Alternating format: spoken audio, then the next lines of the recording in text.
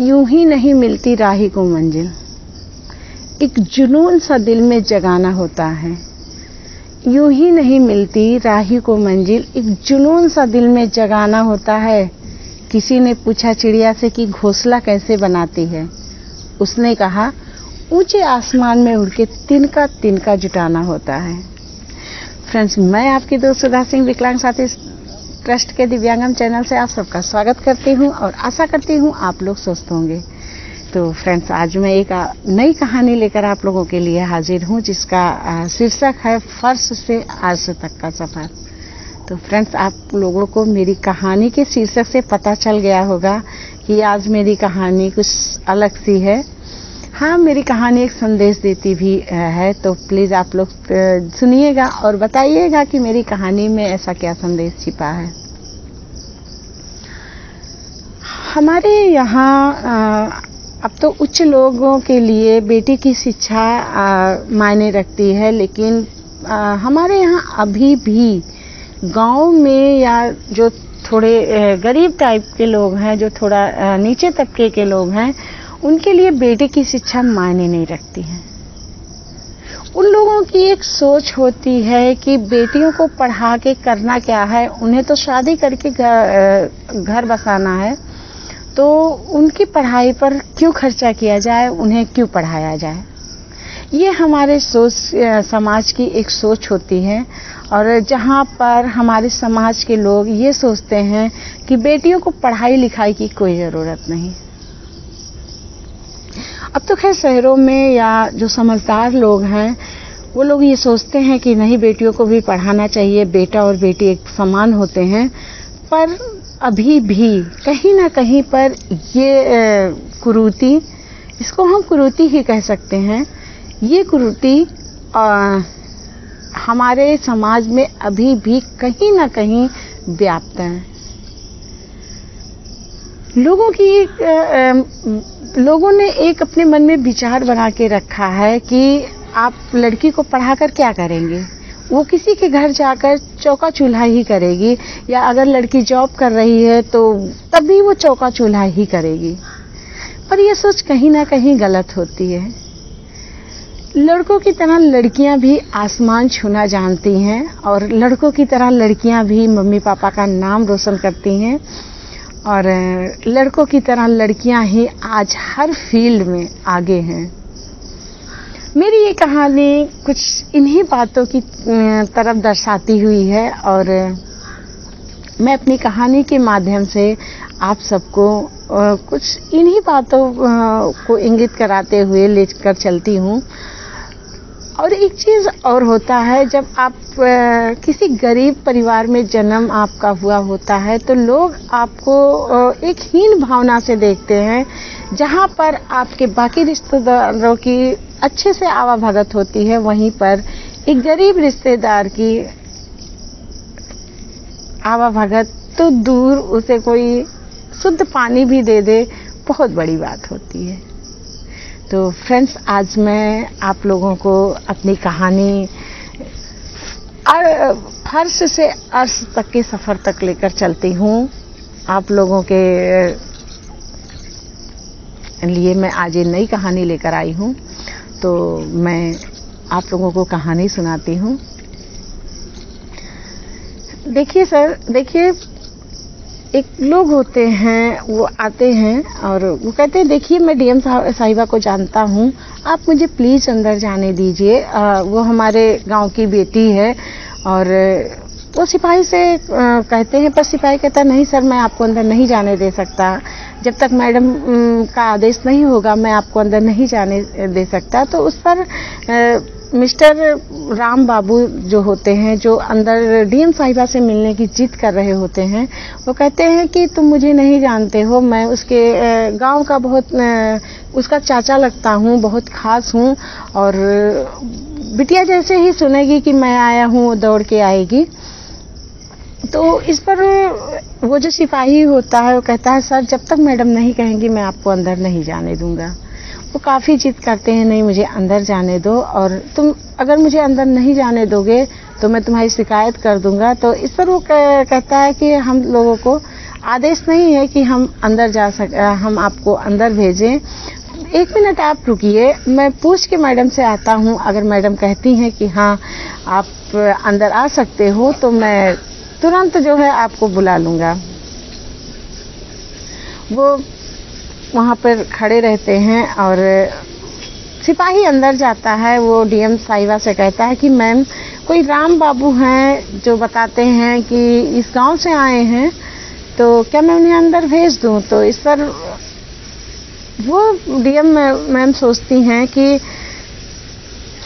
वो एक पल के लिए ठहर जाती हैं, सोचती हैं, इसके बाद कहती हैं हाँ भेज दो तुम उन्हें अंदर, और देखना तो जो है जाके तुम भेज दो। तो वो जाता है और कहता है जी जाइए। तो इस पर राम बाबू कहते हैं, देखा मैंने कहा था ना कि वो हमारे गांव की बिटिया है, और वो जैसे ही मेरा नाम सुनेगी मुझे तुरंत बुला लेगी। तो इस पर वो सिपाही कुछ बोलता नहीं है।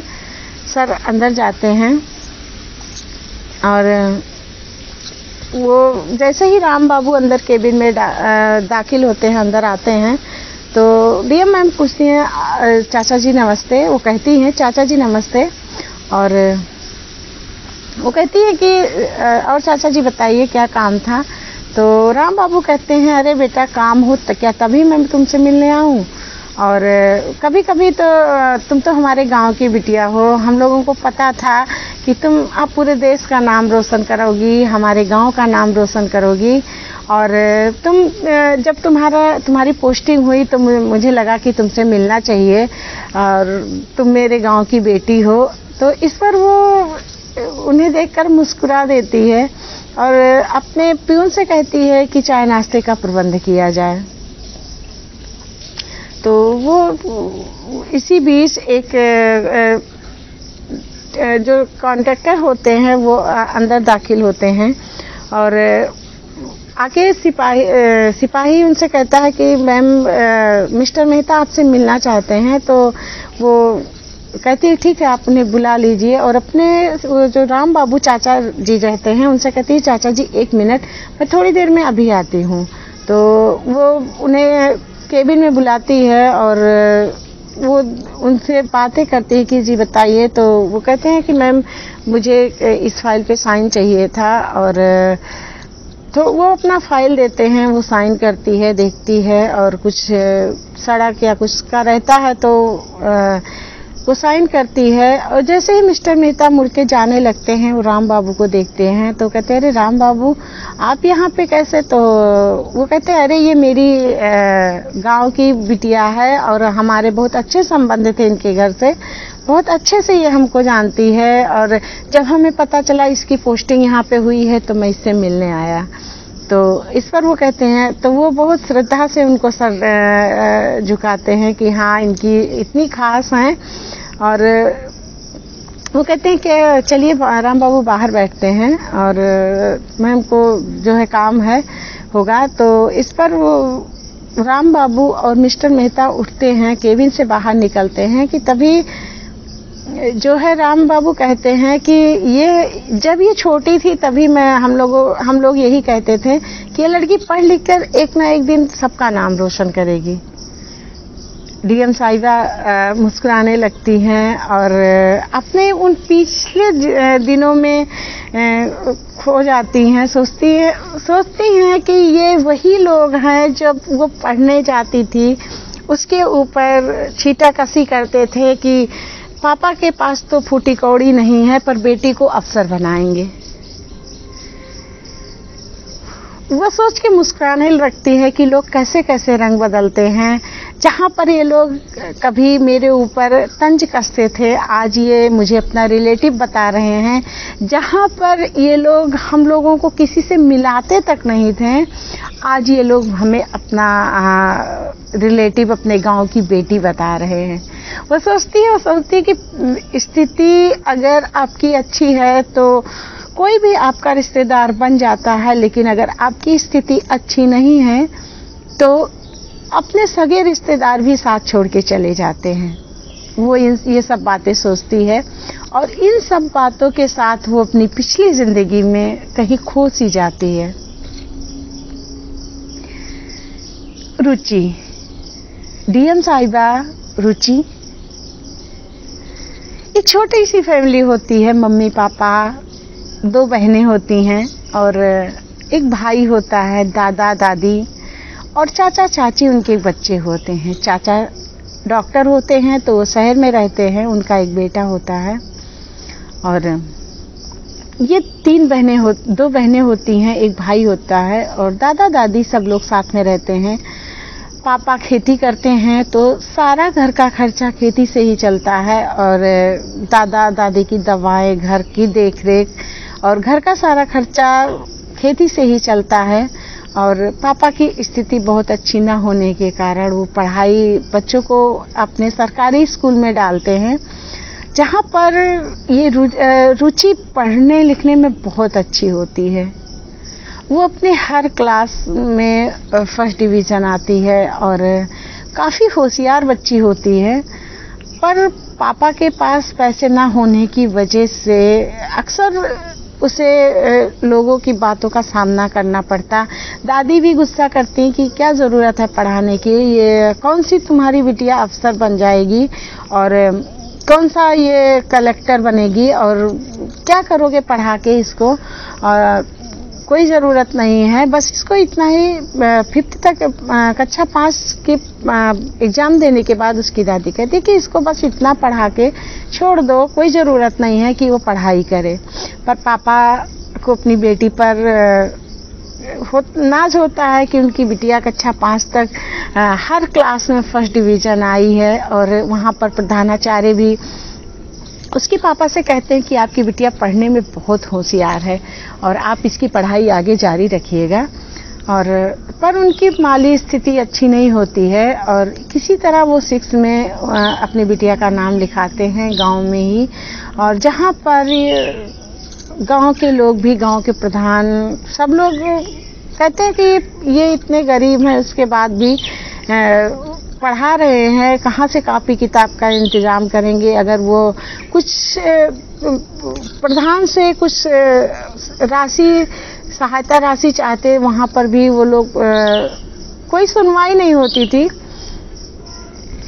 लेकिन रुचि बहुत तेज थी पढ़ने में और किसी तरह इसने जो है अपनी पढ़ाई जारी रखी। उसके पापा भी उसके साथ लगे रहे। वो अपने खर्चों में कटौती करके अपनी बिटिया को पढ़ाते। उनके तीनों बच्चे पढ़ने में बहुत अच्छे थे, पर रुचि सबसे ज़्यादा अच्छी थी पढ़ने में।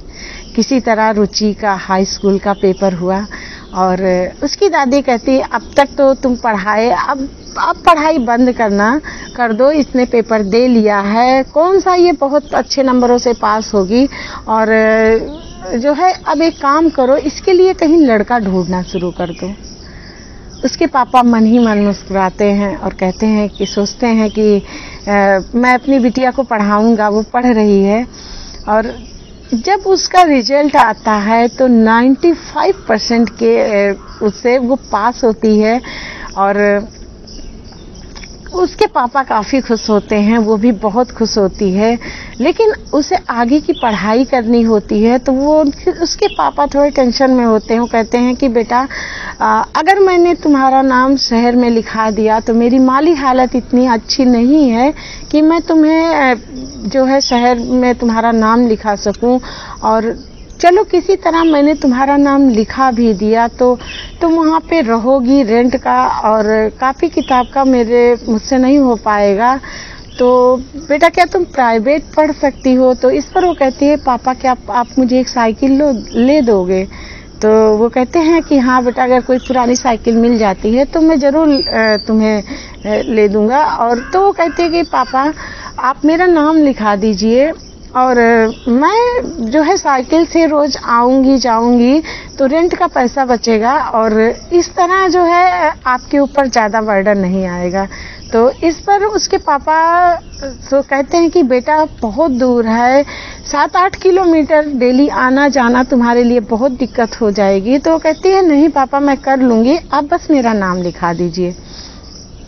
उसके पापा राजी हो जाते हैं उसका नाम लिखाने के लिए, पर उसके घर में भूचाल आ जाता है। उसके दादा दादी सब बहुत गुस्सा करते हैं कि तुम्हें पैसे फूकना है और जो है तुम अपनी बिटिया की शादी के लिए पैसे जोड़ो और ये नाम लिखा के उसको पढ़ा के तुम कोई अफसर नहीं बना पाओगे, कोई कलेक्टर वो नहीं बनेगी, और घर जाकर वो किसी दूसरे के घर जाकर उसको चूल्हा चौका ही करना है।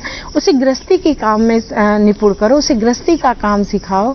उसके साथ ये पढ़ाई लिखाई जैसे तुम करा के उसकी ज़िंदगी बर्बाद कर रहे हो। घर में काफ़ी लड़ाई झगड़ा होता है और वो भी सोचती है कि उसकी पढ़ाई के लिए उसके पापा कितना लड़ाई कर रहे हैं, उसके पापा दादा दादी से कितना बहस कर रहे हैं।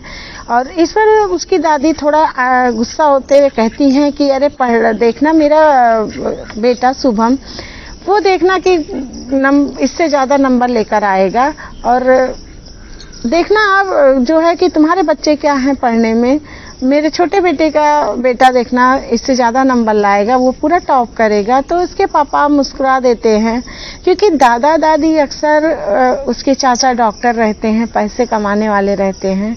तो दादा दादी अक्सर अपने छोटे बेटे की बहुत तारीफ करते थे। जब भी रुचि या उसके भाई बहनों के अच्छे नंबर आते थे तो दादा दादी अक्सर कहते कि हाँ देखना शुभम के नंबर बहुत अच्छे आएंगे और तुम लोग इसी तरह तुम पढ़ा के करोगे भी क्या। और चाचा चाची भी अक्सर जब आते तो उन बच्चों को नीचा दिखाते कि मेरा बेटा तो हर चीज़ में अच्छा है, मेरा बेटा पढ़ने लिखने में बहुत अच्छा है, और हर चीज़ में आते क्वेश्चन करते रुचि की बहन से कि हाँ तुम्हें ये चीज़ पता है। तो उस पर रुचि को सब कुछ पता होता था तो फटाक से आंसर देती थी, जी चाचा जी ऐसे होता है। तो ये सारी चीज़ें थी। जब भी उसके चाचा और उसकी फैमिली मिलती तो अक्सर उन लोगों में कोई ना कोई बात को लेकर तकरार होती। उसकी फैमिली गरीब थी तो चाचा थोड़ा सा अपना पैसे का भी दिखाते कि हाँ देखो मैं इतना पैसे वाला हूँ, मेरे बच्चे अच्छी शिक्षा प्राप्त करेंगे। पर रुचि इन सब बातों को इग्नोर करती, और जब उसका एडमिशन हुआ, उसने 11th में अपना नाम लिखाया और वो स्कूल जाने लगी। अक्सर घर पर मम्मी की हेल्प करती और दादी की भी दादी के सारे काम करती। इसके बाद भी उसकी दादी और उसके दादाजी जो थे वो उसे कुछ ना कुछ गलत ही बोलते हैं कि अब ये जा रही है वहाँ पर पढ़ाई करेगी कि क्या करेगी। बहुत सी ऐसी बातें बोलते थे उसके बारे में। उनकी खुद की पोती थी, उसके बाद भी उसे वो लोग गलत बोलते थे। और इसके बाद वो जब स्कूल जाती है पढ़ाई करने, और उसके पापा के पास इतने पैसे नहीं होते हैं, और जिसकी वजह से वो अपनी पढ़ाई भी करती है और अपने गांव के कुछ बच्चों को वो ट्यूशन देना शुरू कर देती है। वो घर के कामों से टाइम निकाल के ट्यूशन देती और सारा काम अपना ख़त्म करके इसके बाद अपना स्कूल भी कर रही थी, ट्यूशन भी दे रही थी, और इस तरह वो अपनी पढ़ाई उसने जारी रखा। पापा दादी में अक्सर बहस होती कि तुम इसे बर्बाद कर रहे हो, पढ़ा के कोई फ़ायदा नहीं है। और पापा दादी में बहस होती, जिसका खामियाजा उसकी मम्मी को भुगतना पड़ता। उसकी दादी अक्सर उसकी मम्मी को कुछ ना कुछ तंज कसती रहती। किसी तरह उसने अपने इंटर की परीक्षा पास की।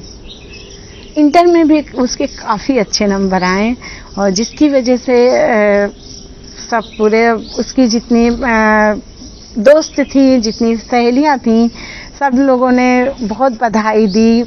सब लोग, उसके पापा तो बहुत खुश थे कि उनकी बिटिया ने जो कहा था वो करके दिखाया है, बहुत अच्छा काम किया है। और फिर नाम आया उसका बीए में लिखाने का, तो पापा ने अब कहा कि बेटा अब उनकी स्थिति नहीं है, क्योंकि 2 बच्चे और हैं जिन्हें पढ़ाना है, तो तुम एक काम करो, तुम प्राइवेट कर लो। तो वो इस बात पे मान जाती है कि जी पापा मैं प्राइवेट कर लूँगी, मैं इतना पढ़ाई कर लूँगी कि मैं अपनी पढ़ाई भी पूरी कर लूँगी और अपनी फीस का भी इंतज़ाम मैं कर लूँगी। वो बहुत मेहनत करती है। गांव में भी अक्सर लोग उसके पापा के पास पैसे नहीं थे, वो गरीब थे, तो अक्सर गांव में भी लोग उसे ताना देते थे। ये रामू चाचा जो थे, ये जब भी वो किसी काम के लिए जाती कि चाचा मुझे मेरा ये काम करा दीजिए, तो अक्सर उसे इग्नोर कर देते थे। ये जब उनके घर जाती तो वहाँ पर अगर गांव की ही कोई बेटी आई है या उसके बगल की कोई बेटी आई है तो लोग उससे अच्छे से बात करते थे, पर गांव में भी इन लोगों से कोई अच्छे से बात नहीं करता था, क्योंकि इन लोगों के पास पैसे नहीं थे। और में पैसे नहीं थे वो बात अलग थी, और पढ़ने लिखने में रुचि काफ़ी अच्छी थी, जिसका भी एक साइड इफ़ेक्ट था गांव के लोगों को कि इनके पास पैसे ना होते हुए भी इनके बच्चे कितने आगे निकलते चले जा रहे हैं, इनकी लड़की पढ़ने में कितनी अच्छी है। पर अक्सर वहाँ पर लोग यही सोचते कि पढ़ा लिखा के लड़कियों को कोई फ़ायदा नहीं। कल ये जब जॉब भी मिल गई इसको, तो कल ये ससुराल चली जाएगी, तो इतना मेहनत मैं यहाँ पे कर रहा हूँ, तो कल वो सब लेकर ससुराल चली जाएगी। थिंकिंग कुछ गलत थी वहाँ पर गांव में।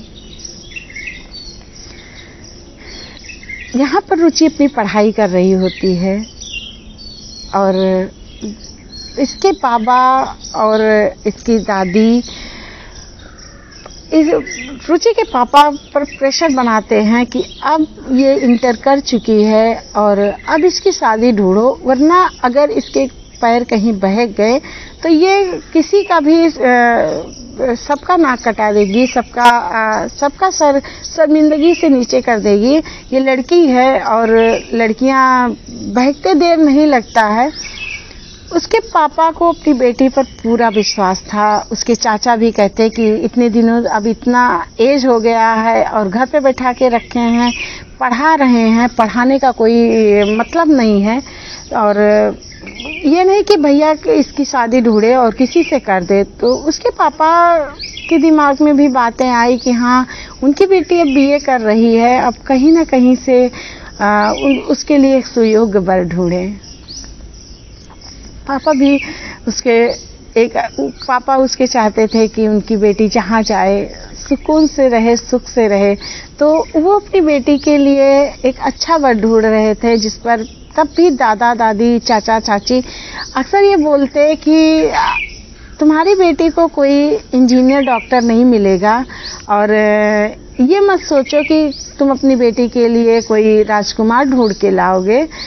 जैसे भी जो भी लड़का मिले, कुछ कमाता धमाता हो, खेती करता हो, जिसके पास खेती बाड़ी हो, आप उससे शादी कर दो। पर पापा का मन नहीं था कि पापा जो है किसी ऐसे लड़की के पल्लू अपनी बेटी को बांधे जहां पर वो एक पैसा भी ना कमाता हो। रुचि की पढ़ाई चल रही थी, वो बहुत मेहनत कर रही थी। उसने अपने बीए की परीक्षा के साथ साथ अपने सिविल की भी तैयारी कर रही थी, और तैयारी के साथ साथ वो ट्यूशन भी दे रही थी, और मम्मी का अपने हाथ भी बटा रही थी, पापा का भी खेती बाड़ी में अपने हाथ बटा रही थी, अपने भाई बहन को भी पढ़ा रही थी। और वो लड़की बहुत मेहनत कर रही थी। उसकी मेहनत को देखकर उसके पापा को ये लगता कि उनकी बिटिया को कहीं कोई अच्छा घर परिवार मिल जाए, जिससे वो उसकी तरफ से निश्चिंत हो जाए। वो मेहनत कर रही थी, इधर पापा भी उसके लिए एक वर की तलाश कर रहे थे। और एक उसके बाबा ने कहीं पे, उसके जो दादाजी थे, कहीं से उसे उन्होंने एक लड़का बताया जो प्यून की नौकरी करता था, और देखने में काफी सुंदर था, लेकिन वो एक प्यून की जॉब करता था। पापा ने पहले कहा कि अभी वो शादी नहीं कर सकते हैं, अभी कुछ दिन और रुक जाते हैं, देख लेते हैं। तो इस पर उसकी दादी कहती हैं कि तुम कौन सा अपनी बिटिया को किसी अफसर से ब्याहोगे, और कौन सी तुम्हारी बिटिया पढ़ लिख कर कौन सा अफसर बन रही है, और जो लड़का मिल रहा है उससे शादी कर दो, तुम्हारी स्थिति भी नहीं अच्छी है। उसके चाचा से बातचीत होती है तो उसके चाचा भी कहते हैं कि हाँ भैया, कोई जरूरी नहीं है, जितना भी आप अच्छे रिश्ते में जाओगे उतना ही दहेज आपको देना पड़ेगा, और बिना दहेज के तो आप शादी नहीं कर पाओगे। और आज अगर मेरी बेटी होती कोई, तो मैं उसमें शादी में उसके कोई कसर ना छोड़ता, और एक से बढ़कर एक अफसर से शादी करता। लेकिन आपकी बात है, आपके पास इतने नहीं हैं, तो आप किसी से भी अपनी बिटिया की शादी कर दीजिए। उसके पापा सोचते कि काश आज वो भी कुछ कर रहे होते जिससे वो अपनी बिटिया के लिए हर एक सुख सुविधा का इंतजाम कर सकते हैं। क्योंकि पापा का दिल तो पापा का दिल होता है, और मम्मी का दिल, पापा मम्मी का दिल वाकई बहुत कोमल होता है अपने बच्चों के लिए। तो वो लोग भी सोचते हैं कि आज हम पैसे की तंगी की वजह से हम अपनी बिटिया को कहीं पर भी बांध दें। रिश्तेदार भी कहते हैं कि इनको पता नहीं कौन सा कलेक्टर चाहिए, पता नहीं कौन सा राजकुमार चाहिए, और जो है जब पैसे नहीं हैं तो किसी से भी शादी कर दें। कोई ज़रूरी नहीं है कि आप जो है कोई अच्छा अफसर ही ढूंढें। पापा सबकी बातें सुनते थे, पर उन्हें अपनी बेटिया रुचि पर काफ़ी घमंड था।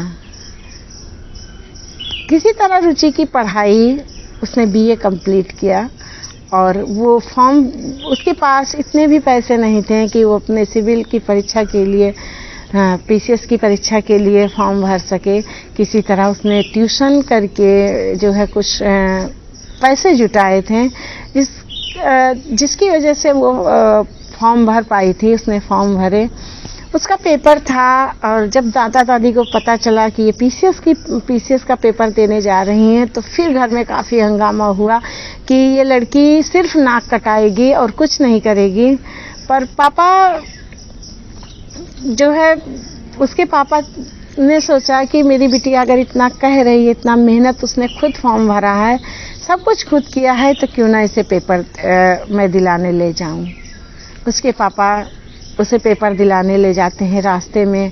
वो अपनी बिटिया का मन जानना चाहते हैं। कहते बेटा, हाँ, तुम्हारे दादाजी ने एक लड़का बताया है जो प्यून है, क्या मैं तुमसे उसकी शादी की बात कर सकता हूँ? तो वो अपने दिल की बात कहती है पापा, मैं तो पढ़ना चाहती हूँ और मैं पढ़ लिख कर कुछ बनना चाहती हूँ। मैं आप लोगों को इस स्थिति में नहीं देख सकती और मैं चाहती हूँ कि मैं कुछ बनूँ और फिर मैं आप लोगों को हर सुख सुविधा दूँ। तो इस पर उसके पापा उसे समझाते हैं कि बेटा, बेटियाँ जो होती हैं वो अपने मम्मी पापा को कितना भी कर ले, उन्हें किसी दूसरे के घर जाना ही पड़ता है।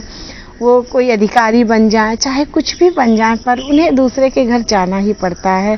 और मुझे आज नहीं कल तुम्हारे लिए तो लड़का ढूंढना ही है और मेरी स्थिति भी बहुत अच्छी नहीं है।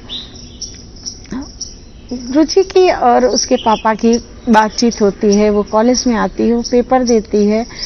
वो ना कोई कोचिंग किए रहती है, खुद से पढ़ाई किए रहती है, लेकिन फिर भी पेपर उसका होता है, ठीक ठाक हो जाता है।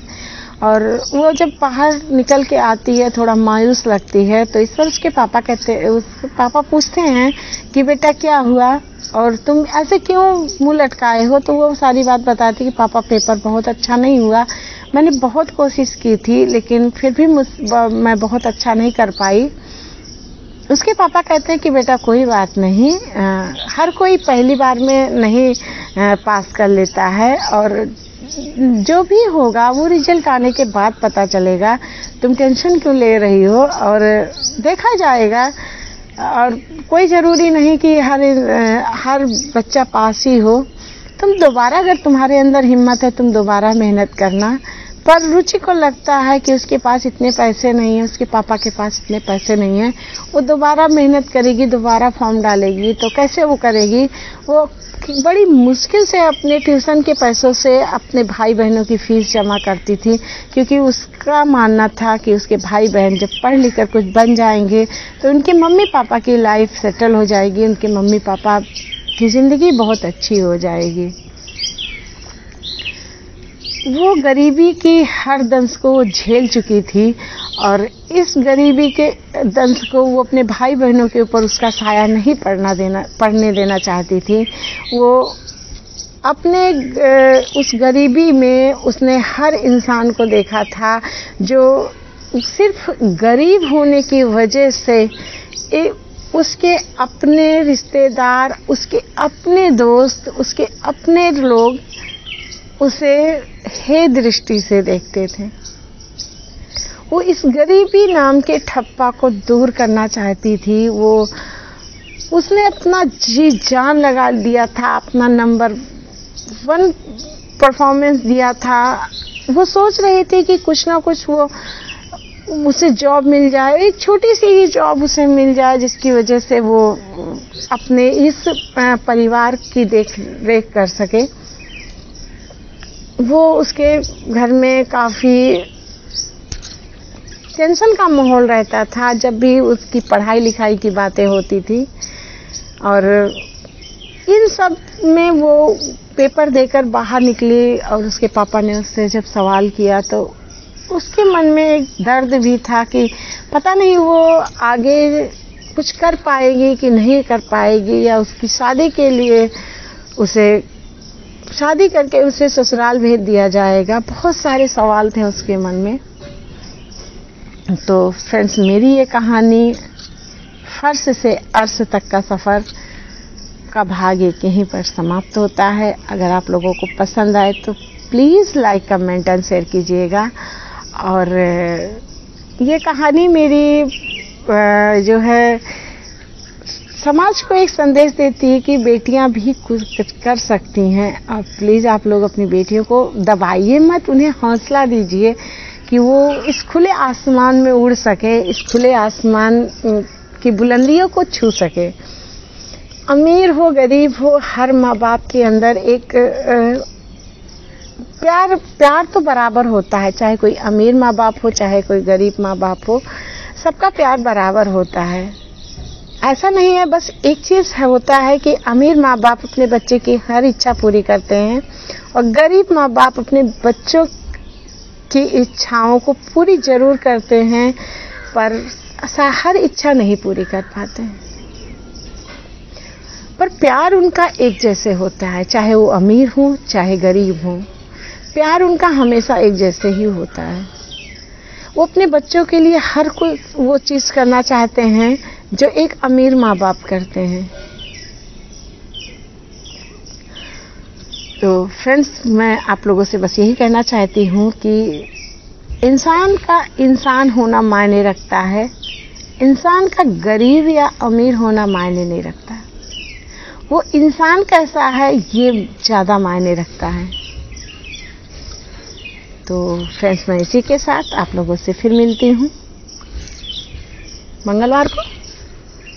कहानी के अगले भाग को लेकर आप लोग सुनिएगा कि क्या क्या होता है रुचि की लाइफ में और उसके पापा की लाइफ में। ये सफ़र उसका कठिन होता है, कितना कठिन होता है, सब कुछ सुनिएगा मेरी इस कहानी में, फर्श से अर्श तक का सफ़र। तो फ्रेंड्स, मैं इसी के साथ आप लोगों से विदा लेती हूँ। और हाँ, अगर मेरी कहानी पसंद आती है तो please like, comment and share कीजिएगा और मेरी कहानियों को आगे बढ़ाइएगा, अपना ढेर सारा प्यार दीजिएगा। तो फ्रेंड्स, फिर मैं मिलती हूँ आगे आप लोगों को मंगलवार को। तब तक के लिए बाय।